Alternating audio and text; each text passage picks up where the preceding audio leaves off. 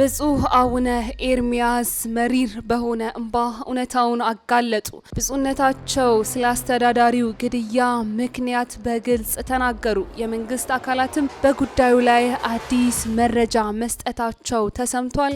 አስተዳዳሪውን ማንገደላቸው፣ ለምን ተገደሉ፣ በጉዳዩ ላይስ የመንግስት ምላሽ ምንድን ነው? በመረጃችን የምናስቃኛችሁ ይሆናል። የዋልድባ ገዳም አባቶች ዛሬም ተገደሉ። በዋልድባ ገዳም ዳግም ሌላ ግድያ በመነኮሳቱ ላይ ተፈጸመ። ሰላም ውድ ጊዜ ቲዩብ ቤተሰቦች እንደምሰነበታችሁ፣ እንዴት ቆያችሁልን? ሰላም እግዚአብሔር ከእናንተ ጋር ይሁን። እንግዲህ በዛሬው የመረጃ ሰዓታችን አዳዲስ መረጃዎችን ይዘን ተመልሰን መተናል። እስከ መረጃችን ፍጻሜ ድረስ አብራችሁን ቆዩ።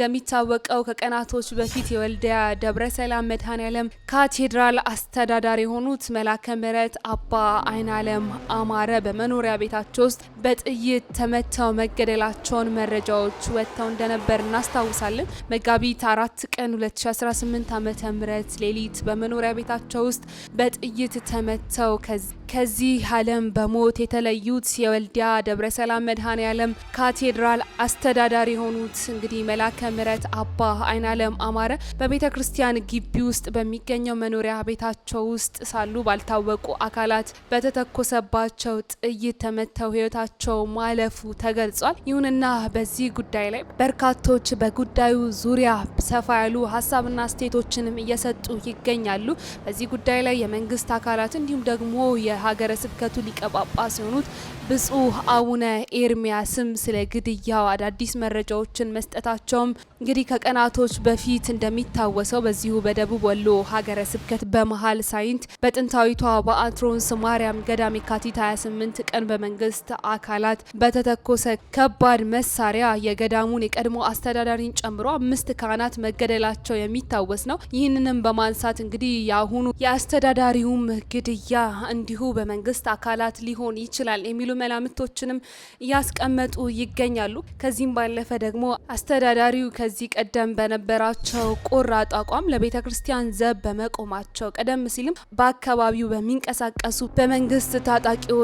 በመንግስት ታጣቂዎች ዘንድም ጥርስ ተነክሶባቸው እንደነበር እንዲሁም ደግሞ መንግስት ከታጣቂዎች ጋር እያደረገ ያለውንም ደም አፋሳሽ ጦርነት በሰላም እንዲቋጭ በአደባባይ ሲናገሩ እንደነበርና ኦርቶዶክሳውያን ምዕመናንም መሪዎቻቸውን መግደል የስርዓተ መንግስቱ ፖለቲካዊ ፍልስፍና መሆኑንም ይናገሩ ስለነበርና እንዲሁም በዚህ ምክንያት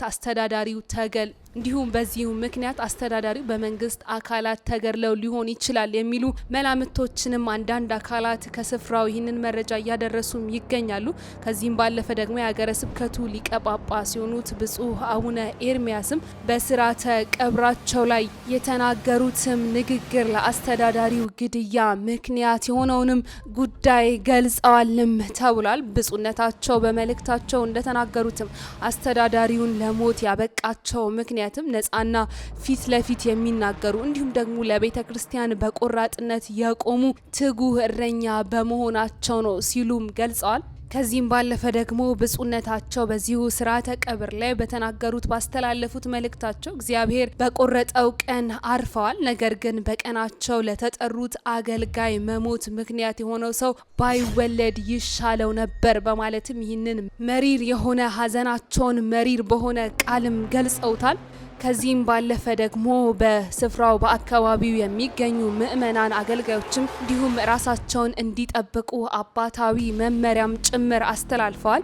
ከዚህም ባለፈ ደግሞ መንግስትም በጉዳዩ ዙሪያ በሰጠው መረጃ መሰረት እንግዲህ በዚሁ በአስተዳዳሪው ላይ በተፈጸመው አሰቃቂና አሳዛኝ ግድያ ዙሪያም የከተማው ፖሊስ መምሪያ ማብራሪያ የሰጠ ሲሆን አጥፊዎቹን አጣርቶ በቅርቡ ለሕዝብ ይፋ እንደሚያደርግም ገልጿል። ከቀናቶች በፊትም አስተዳዳሪው በቅድስት ቤተክርስቲያን ቅጥር ግቢ ውስጥ መገደላቸውን በህዝበ ክርስቲያኑም ሆነ በሌሎች እምነት ተከታዮች ዘንድ ከፍተኛ ሀዘንና ቅሬታን ማስነሳቱንም የከተማው ፖሊስ መምሪያም አሳውቋል። የገዳዮቹ ማንነትም ወዲያው አለመታወቁንና ፖሊስም ፈጽኖ መግለጫ አለመስጠቱን ተከትሎ በአጥፊዎቹ ማንነት ከጀርባ ባለው ተልእኮ ዙሪያም የተለያዩ መላምቶችና ሀሳቦች ሲሰነዘሩ መቆየቱንም ያስታወሰው የከተማው ፖሊስ መምሪያም ይሁን እንጂ የከተማውን ጸጥታ ለማስጠበቅና እንዲሁም ደግሞ የገዳሙ አስተዳዳሪን ገዳይ ለማወቅም ልዩ አጣሪ ቡድንም አዋቅሮ ምርመራ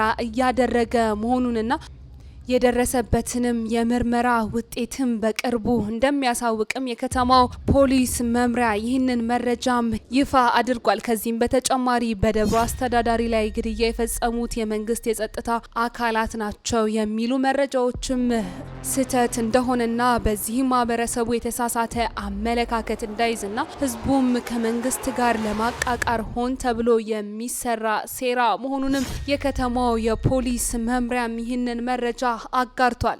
የአስተዳዳሪውም ግድያ የበርካቶችን ልብ የሰበረ ክስተትም ሆኗል። በዚህ ጉዳይ ላይ ሌሎች መረጃዎችም ሲደርሱን የምናሳውቃችሁ ይሆናል። በሌላ መረጃችን ደግሞ በዋልድባ ሰቋር ኪዳነ ምሕረት አንድነት ገዳም 2 መነኮሳት መገደላቸውም ተሰምቷል። እንዲሁም ደግሞ አንድ ረድ መቁሰሉንም መረጃዎች እየወጡ ይገኛሉ። በሰሜን ጎንደር ሀገረ ስብከት በአድርቃይ ወረዳ ቤተ ክህነት ስር የሚገኘው የዋልድባ ሰቋር ኪዳነ ምሕረት አንድነት ገዳም እንግዲህ በ480 ዓመተ ምህረት እንደተመሰረተ ይታወቃል። በገዳም ውስጥም በአሁኑ ሰዓት ከ700 የሚበልጡ ገዳማውያን መነኮሳት የሚኖሩበት ሲሆን ታዲያ ከሰሞኑ ለማህበረ ቅዱሳን ቴሌቪዥን ጣቢያ በደረሰው መረጃ መሰረትም በገዳሙ መጋቢት 1 ቀን 2018 ዓመተ ምህረት ከቀኑ 6 ሰዓት ላይ ታጣቂ ግለሰቦች ከግብረ አበሮቻቸው ጋር በመሆንም በከፈቱት የተኩስ እሩምታ የገዳሙ መነኮሳት መገደላቸውም ታውቋል። በዚህ መሰረት እንግዲህ በገዳሙ ውስጥ ለበርካታ ጊዜያት በምንኩስና የቆዩ አባ ወልደ ሰንበትና አባ ወልደ ትንሳኤ የተባሉ መነኮሳት ወዲያው ህይወታቸው ያለፈ ሲሆን አባ ገብረ ማርያም የተባሉ ረድ ደግሞ ጉዳት ደርሶባቸው በዛሬማ ከተማ በሕክምና ላይ መሆናቸውንም የመረጃ ምንጮች እየገለጹ ይገኛሉ። የተገደሉት መነኮሳትም ስርዓተ ቀብራቸው በእለቱ በገዳሙ ስርዓት መሰረት ከቀኑ 9 ሰዓት የተፈጸመ ሲሆን የገዳሙ አባቶችም በገዳሙ አጠገብ የዳጉሳ አውድማ ጥለው ባሉበት ወቅትም ታጣቂ ግለሰቦች አውድማው ድረስ በመምጣትም ከቤተ እግዚአብሔር አስገብታችሁ ምግብ አብሉን ብለው መጠየቃቸውም ለተኩሱ መነሻ መሆኑንም መረጃዎች ይጠቁማሉ። ነገር ግን ለስራው የተመደቡ አባቶችም ከእንግዳ ማረፊያ ቤት ሆነው መመገብ እንዳለባቸው እንዲሁም ደግሞ መነኮሳት ስላልሆኑ ከቤተ እግዚአብሔር መግባት እንደማይችሉ እንደማይፈቀድላቸው ቢገልጹላቸውም ነገር ግን ታጣቂዎቹ ሰጥ አገባ ውስጥ በመግባት መነኮሳቱ ላይ ተኩስ በመክፈት መግደላቸውም ተሰምቷል። የመረጃ ምንጮችም እንደሚናገሩት ከሆነ ከዚህ በፊትም እነዚህ ግለሰቦች ጥር 18 ቀን 2018 ዓመተ ምህረት አንድ የአብነት ተማሪ አግተው በመውሰድም ለማስለቀቂያ ከቤተሰቦቻቸው 200 ሺህ ብር ከተቀበሉ በኋላም ደቀ መዝሙሩን ገድለው መገኘታቸውም ተጠቅሷል። በተጨማሪም በወርሃ ጥቅምት 2018 ዓመተ ምህረት ከዳባት ወረዳ ለቀብር ወደ ገዳም የመጡ ምእመናንን በማገትም 700 ሺህ ብር ሲጠይቁ እንደነበርና ጉዳዩ በሽምግልና ተይዞ የሀገር ሽማግሌዎችም ወጥተው እነዚህ ምእመናን ሊለቀቁ መቻላቸውንም የመረጃ ምንጮች ጠቁመዋል። ይሁንና በተመሳሳይም በጥር 18 ቀን 2017 ዓመተ ምህረትም በማይ ደንጎላ ቅዱስ ጊዮርጊስ ቤተክርስቲያን የቅዱስ ጊዮርጊስ ዝርወተ አጽሙ በዓል ተከብሮ ውደት በሚደረግበት ጊዜም ተኩስ በመክፈትም ታቦተ ሕጉ ውደቱን አቋርጦ ወደ መንበሩ እንዲመለስም ማድረጋቸውም ተገልጿል። በአሁኑ ሰዓትም ምንም አይነት የመንግስት የጸጥታ አካላትም በገዳሙ አካባቢ ባለመኖራቸውም በመነኮሳቱ ዘንድ ከፍተኛ ስጋት መፈጠሩንም የመረጃ ምንጮችም ገልጸዋል። መንግስት ለዚህ ጉዳይም መፍትሄ ይስጠን ሲሉ የዋልድባ ገዳም አባቶችም ጥሪያቸውን እያስተላለፉ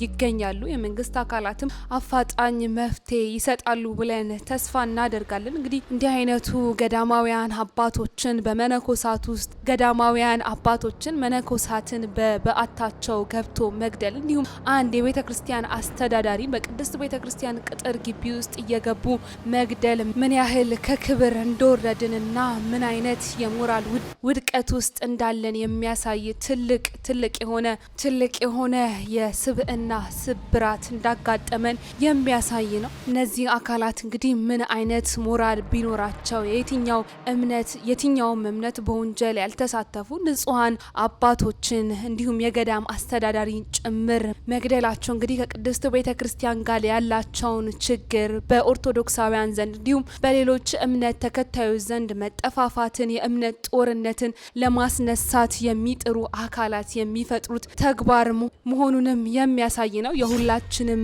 እምነት አንድ ፈጣሪ እንዳለ ያስተምረናል። ሁላችንም የአንድ አዳም ልጆች እንደሆንን እንዲሁ ታዲያ ከሞትን በኋላ ሁላችንም አንድ ፍርድ የምንጠባበቅ ሆነን ሳለን ለዚች ምድር እንግዶች መሆናችንን ዘንግተን ለዚች አጭር እድሜ ራሳቸውን ለእግዚአብሔር ያስገዙ ከዓለም የተለዩ ለዓለም ሙት የሆኑ መነኮሳትን መግደል በእጅጉ አሳፋሪ ድርጊት መሆኑንም የሚያሳይ ነው። በኢትዮጵያ ሀገራችን እንዲህ አይነቱ ክስተት መፈጸሙ ሁላችንም ወደ እግዚአብሔር መጮህ እንዳለብን ጊዜው አስፈሪና በእጅጉ መከራ የመጣብን እንደሆነ የሚያሳይ መሆኑንም ጥቆማ የሚሰጥም ተግባር ነው። እኛ ኢትዮጵያውያን የመከባበር እሴታችንን የአንድነት አንዱ እምነት የአንዱን ሃይማኖት የሚያከብረውን እሴታችንን የሚያጠፋና የሚሸረሽር ተግባር መሆኑንም ልንረዳ ይገባል። ስለዚህ ወደ ልቦናችን ልንመለስ እንዲሁም ደግሞ መገዳደል ለማንም እንደማይጠቅም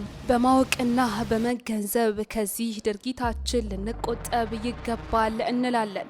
ውድ የጊዜ ቲዩብ ቤተሰቦቻችን እንግዲህ ለዛሬ ያዝንላችሁ መረጃችን ይህንን ይመስል ነበር። በሌላ መረጃ እስክንገናኝ ድረስ ሰናይ ጊዜ ለእናንተ ተመኘን።